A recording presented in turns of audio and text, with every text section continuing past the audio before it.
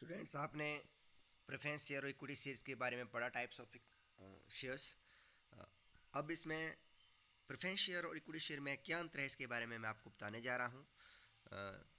अंतर के आधार में बेसिस ऑफ डिफरेंसेस में पहला जो पॉइंट है वो है आपका रेट ऑफ डिविडेंड, लाभांश की दर। मैंने बताया था आपको कि पूर्वाधिकारी अंशों को लाभांश जो है एक निर्धारित दर से दी जाता है। Rate of dividend is fix in case of preference shares, निश्चित दर से उनको लाभांश दिया जाता है। जबकि in case of equity shares rate of dividend is not fixed depending on the availability of profit. जो लाभांश की दर है समता अंशों के ऊपर वो निश्चित नहीं होती है। लाभ अधिक होने पर उन्हें अधिक लाभांश मिलता है और कम होने पर नहीं भी मिलता है या कम मिलता है। इसी तरह से दूसरा जो अंतर का आधार है वो पेमेंट ऑफ डिविडेंड, लाभांश का भुगतान। बताया था मैंने आपको कि जो पूर्वाधिकारी अंश हैं उनको लाभांश का भुगतान जो है इक्विटी शेयर होल्डर से पहले किया जाता है।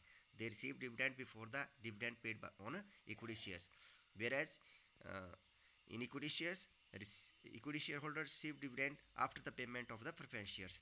जो लाभांश है वो पूर्वाधिकारी अंशधारियों को पहले दिया जाता है, जबकि समता अंशधारियों को जो लाभांश है वो पूर्वाधिकारी अंशों के बाद दिया जाता है। एरियर ऑफ डिविडेंड, अगर किसी वर्ष प्रॉफिट नहीं होता है तो उसकी बकाया राशि जो है अगले वर्ष में लाभ होने पर पहले जो है पिछले वर्ष का बकाया दिया जाता है प्रेफरेंस शेयर होल्डर्स के केस में, ठीक है ना।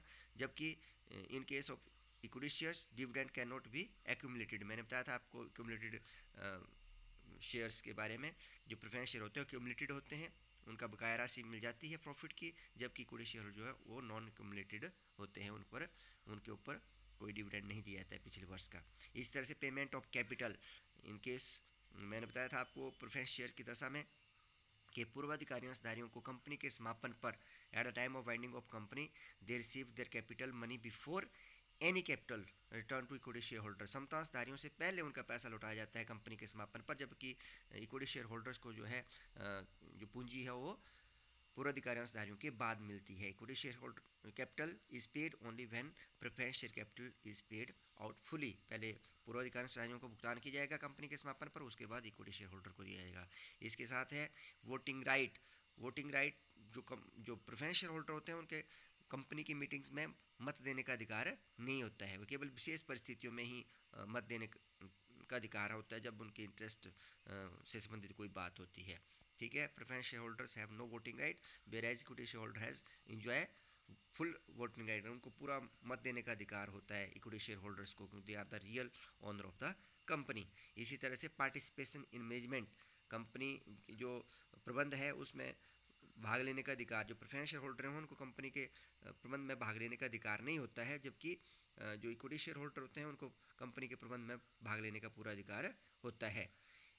इसी तरह से कंपल्सन एक पॉइंट था, अनिवार्यता, ठीक है, कि पूर्वाधिकारी अंशधारियों को निर्गमित करना कंपल्सरी नहीं है। It is not compulsory to issue preference share, whereas जो इक्विटी शेयर होल्डर थे उनको जारी करना ही पड़ता है, ठीक है।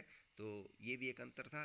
कभी कभी एक अंतर इसमें और आप शामिल कर सकते हैं, दैट इज़ रिडम्पशन। के पूर्वाधिकारी जो होते हैं वो शोध्य होते हैं, उनकी रिडम्पशन की जा सकती है एक निश्चित अवधि के पश्चात, दे आर रिडीमेबल। जबकि इक्विटी शेयर जो है वो रिडीमेबल नहीं होते हैं, उनको कंपनी के समापन पर ही भुगतान किया जाता है। तो these were some points of difference